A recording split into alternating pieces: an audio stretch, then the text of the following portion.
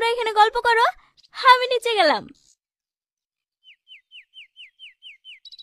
আপনার ফ্যামিলির সবাই অনেক হাসি খুশি, তাই না?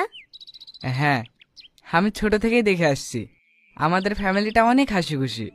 আব্বা মাকে না নিয়ে খেতেই বসে না। সত্যি আপনার ফ্যামিলিটা অনেক সুন্দর। বলুন, কি বলার জন্য ডাকলেন? আমাকে আপনার ভালো লাগে? হঠাৎ এই প্রশ্ন? না মানে আমাদের বিয়েটা তো অনেক তাড়াতাড়ি হয়ে যাচ্ছে। আমাকে যদি আপনার পছন্দ না হয় তাহলে আপনি বাড়িতে জানিয়ে দিতে পারেন। না না, পছন্দ হবে না কেন? আমি যেদিন তোমার সঙ্গে প্রথম দেখা করতে গিয়েছিলাম সেই দিনে আমি তোমাকে আমার করে নিয়েছি। আমি কিন্তু বিয়ের পরে বাড়ির ভেতরে থাকতে পারবো না। এখন যেভাবে বন্ধুদের সাথে ঘুরি, আড্ডা দিই, বিয়ের পরে এভাবে থাকতে চাই।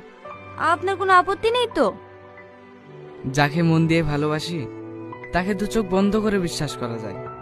তুমি তোমার বন্ধুদের সঙ্গে ঘুরতে যাও, এতে আমার কোনো আপত্তি নেই। সত্যি আপনি অনেক ভালো মানুষ। আপনার মতো মানুষের তুলনা হয় না।